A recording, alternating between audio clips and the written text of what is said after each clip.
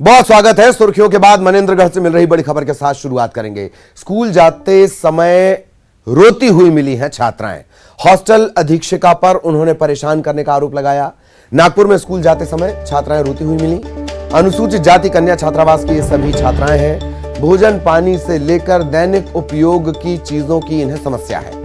अधीक्षिका पर छात्राओं को डांटने फटकारने के भी आरोप लगे हैं।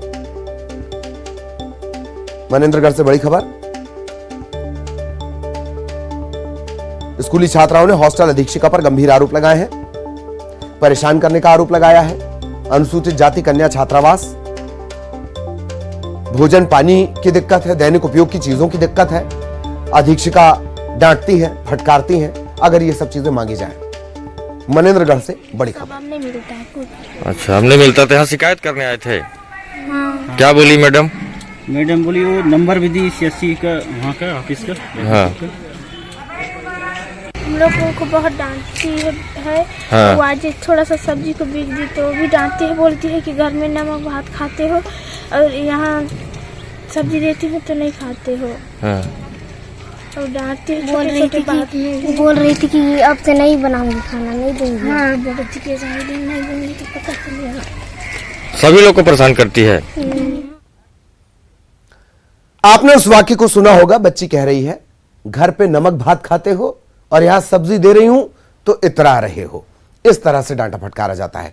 सुजीत हमारे सहयोगी हमारे साथ जुड़ रहे हैं। सुजीत, पूरी जानकारी विस्तार से। आश्वासन मिला है या फिर कोई कार्रवाई भी होगी?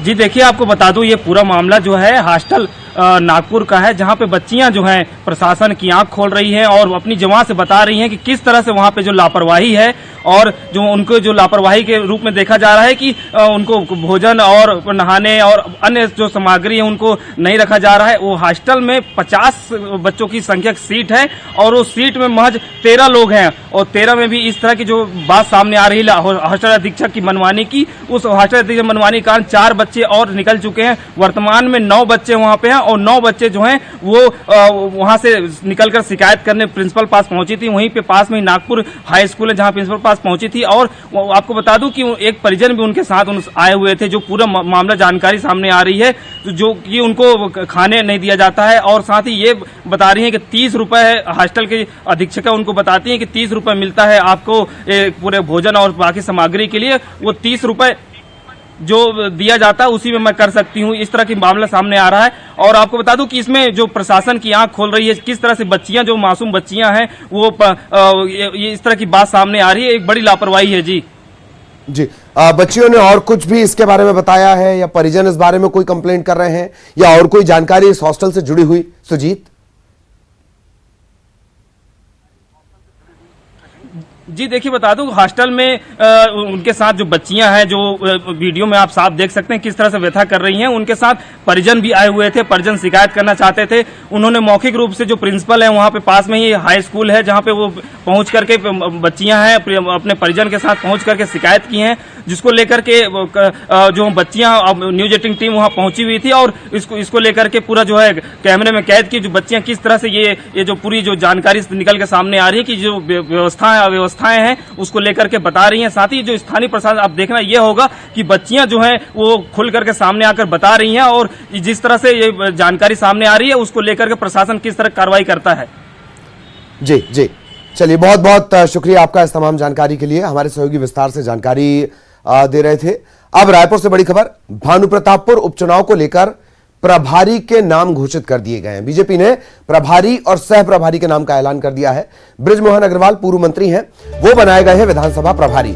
रामविचार नेताम शिवरतन शर्मा, मोतीलाल साहू सह प्रभारी बनाए गए हैं। मंडल के भी प्रभारी बनाए गए हैं। सह प्रभारी इनके नाम का ऐलान कर दिया गया है।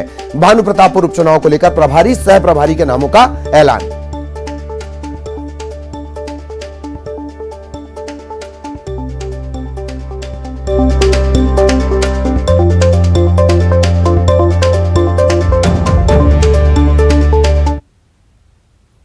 और कोरबा से एक बड़ी खबर हम आपको बताएं। बड़ी खबर क्यों है यह भी हम आपको बताएंगे। SCCL की कुसमुंडा खदान में ब्लास्टिंग है। ब्लास्टिंग नहीं कहना चाहिए, हैवी ब्लास्टिंग है। लोगों के घर टूट रहे हैं। हैवी ब्लास्टिंग का वीडियो सामने आया है। कोयले के टुकड़े लोगों के घरों में गिर रहे हैं। खदान के आसपास के ग्रामीणों में आक्रोश है। हैवी ब्लास्टिंग से आए दिन मकानों में दरार आ जाती है, शिकायतें भी होती हैं। अब इसका एक दूसरा पहलू भी है। न्यूज़ 18 मध्य प्रदेश छत्तीसगढ़ आपको ये एक्सक्लूसिव तस्वीरें दिखा रहा है। एक तरफ हैवी ब्लास्टिंग आप देख लीजिए, उस ब्लास्टिंग के चलते कैसे लोगों का आशियाना टूट रहा है, उनके घर टूट रहे हैं, उनकी जिंदगी असुरक्षित है, घरों में कोयले के टुकड़े गिर रहे हैं। अब इसका एक दूसरा पहलू जान लीजिए। SCCL की वेबसाइट पर अगर आप जाएंगे, बड़े चमकदार सी वेबसाइट है, उस पर लिखा हुआ है, बड़े चमकदार नेताओं के फोटो लगे हुए हैं, उस पर लिखा हुआ है कि लोगों की रक्षा, पर्यावरण की सुरक्षा हमारा प्रथम दायित्व है, इसके बाद हम कोल का खनन करते हैं। उसके ठीक नीचे अगर आप जाएंगे तो SCCL ट्वीट करता है, गर्व के साथ ये बताता है कि आज हमने इतने लाख टन कोयले का खनन किया। और उन सबसे इतर ये तस्वीरें देख लीजिए, यहां जिंदगी सुरक्षित नहीं है।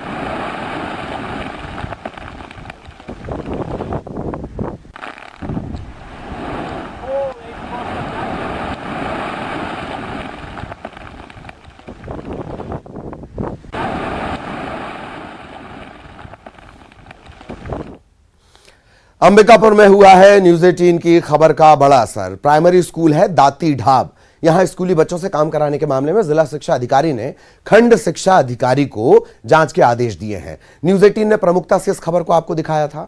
हमने बताया कि बच्चे पढ़ाई करने के लिए गए थे, उनके हाथों में तसला सीमेंट थमा दिया गया। ये जो इस बच्चे के हाथ में आप देख रहे हैं, स्थानीय भाषा में, मिस्त्री की भाषा में इसे कन्नी कहा जाता है। ये कलम थामने गया था, कन्नी इसके हाथ में थमा दी गई।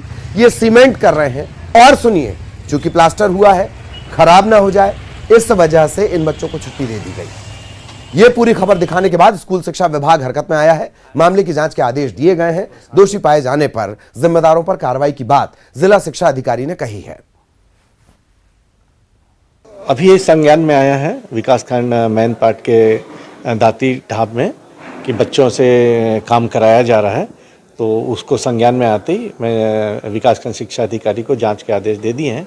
और जैसी रिपोर्ट आती है और यदि गलत है तो जो जिसने गलती की है उस पर कार्रवाई की जाएगी। जांच का विषय है, जांच में जैसी रिपोर्ट आती है उसका जवाब बना के आपको दे दिया जाएगा। और HM जो जिसने निर्देश दिया है उस पर कारण बताओ नोटिस जारी की जाएगी। और अब दुर्ग से बड़ी खबर। ऑनलाइन सट्टे के खिलाफ पुलिस ने बड़ी कार्रवाई की है। महादेव एप्स की दिल्ली में संचालित 2 ब्रांच पर कार्रवाई की गई है। दुर्ग पुलिस ने 16 आरोपियों को गिरफ्तार किया है। दिल्ली ब्रांच से ये सभी आरोपी जुड़े हैं। 6 लैपटॉप बरामद किए गए हैं, 21 मोबाइल बरामद किए गए हैं। अब ये जो इलेक्ट्रिक डिवाइसेस हैं, इनके डाटा को खंगाला जा रहा है।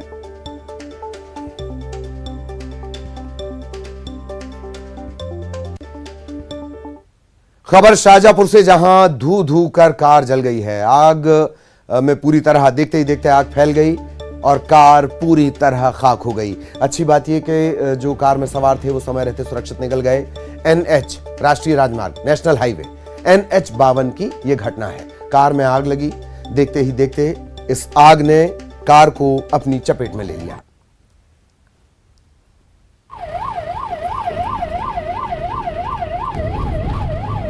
देखेंगे, जो होएगा वो देखेंगे।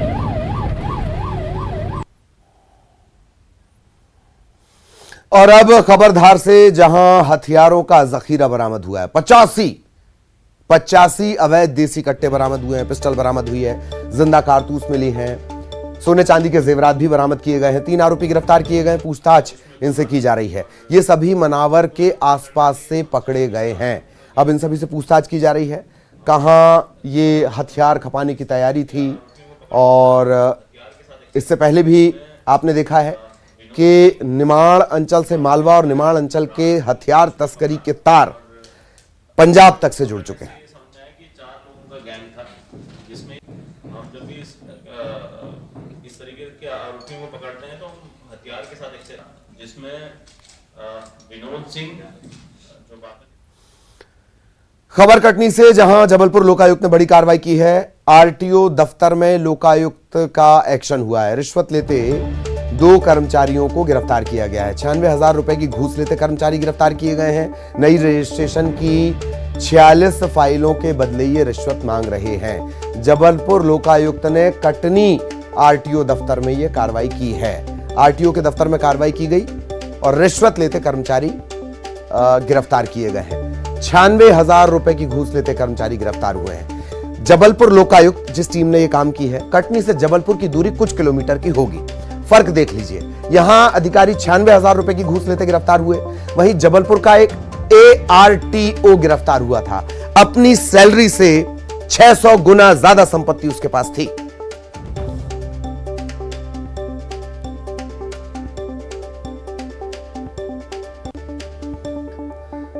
धार से बड़ी खबर, पुलिस की बड़ी कार्रवाई। बाग थाना इलाके में 2 जगहों पर पुलिस ने दबिश दी है और 53 लाख का गांजा जब्त किया है। अवैध रूप से खेत में 1400 गांजे के पौधे लगे हुए थे, इन्हें भी जब्त कर लिया गया। 17 आरोपियों की पहचान हुई है, एक को गिरफ्तार किया गया है।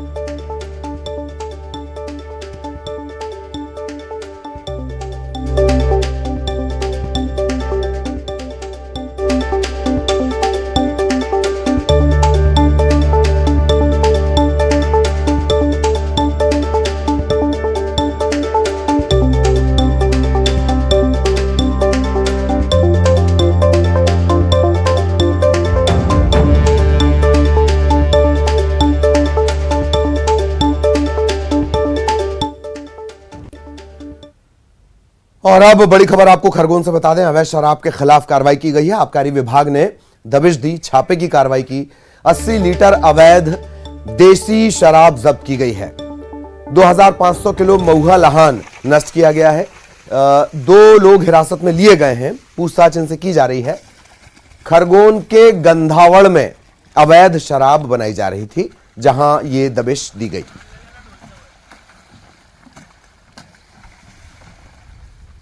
खबर भोपाल से, जहां नीलगगन हाइट्स बिल्डिंग में लिफ्ट गिर गई। हादसे में बाल बाल बची है एक महिला। बिल्डिंग में दूसरी बार लिफ्ट गिरने की यह घटना हुई है। 5वें फ्लोर 5वें माले से महिला उतरकर आ रही थी। बेसमेंट में यह लिफ्ट जा गिरी। लालघाटी इलाके के गुफा मंदिर के पास की यह घटना है। इस इमारत में दूसरी बार इस तरह की घटना।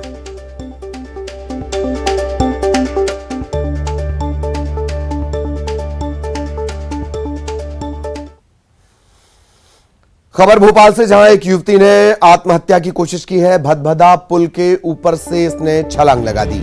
स्थानीय लोगों ने तत्काल इसे देखा, युवती की जान बचाई। दरअसल फेल होने से यह युवती हताश थी, इसके चलते इसने आत्मघाती कदम उठाया। पुलिस मौके पर पहुंची, मामले की पड़ताल पुलिस ने शुरू कर दी है।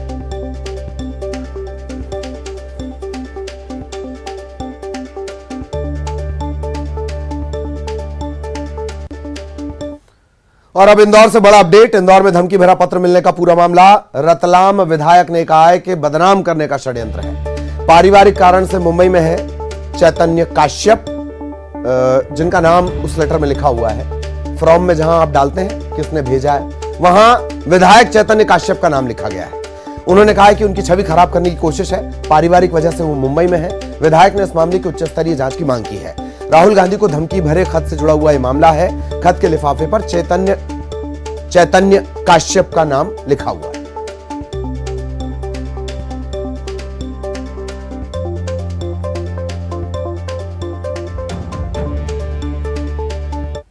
इंदौर में मेरे नाम से एक धमकी भरा पत्र मिला है, जिस पर प्रेषक के रूप में मेरा नाम लिखा गया है। यह पत्र मुझे बदनाम करने के षड्यंत्र का एक हिस्सा है। मैंने रतलाम पुलिस अधीक्षक व इंदौर पुलिस कमिश्नर श्री हरिनारायण मिश्रा जी से कहा है कि इसकी तत्काल जांच की जाए व ऐसे कृत्य करने वाले व्यक्ति को कठोर से कठोर कार्रवाई की जाए।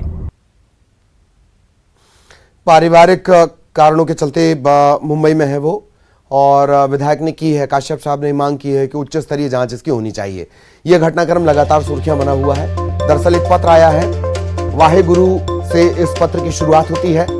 इसमें 1984 के दंगों का जिक्र होता है। खास बात ये 1984 जो लिखा गया है, आमतौर पर जब आप हिंदी लिखते हैं 1984 जब आप लिखेंगे तो वो अंग्रेजी के अल्फाबेट होंगे, लेकिन इसमें 1984 हिंदी की लिपि, हिंदी वाले शब्दों में लिखा, अक्षर में लिखा गया है। ये इसे पेचीदा बनाता है। इसके अलावा भी इस पत्र में 1984 के दंगे का जिक्र है। राहुल गांधी को राजीव गांधी के पास भेजने, यानी धमाके की बात की गई, उनकी हत्या की बात की गई है।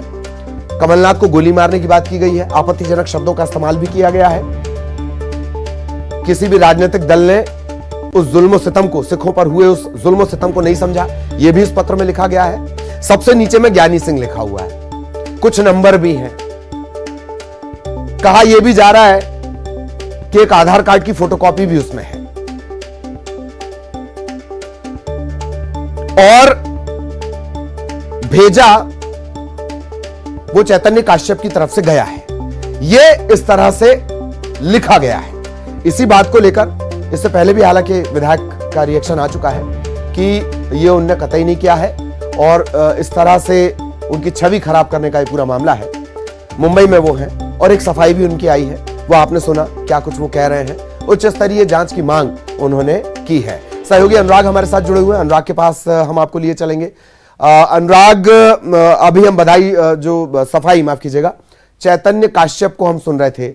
वैसे इस घटना को देखकर ही समझ में आता है कि वो सिर्फ नाम लिख दिया गया है गुमराह करने के इरादे से या पेच बढ़ाने के इरादे से, हालांकि फिर भी उनकी सफाई आई है। उच्च स्तरीय जांच की वो मांग भी कर रहे हैं। अनुराग,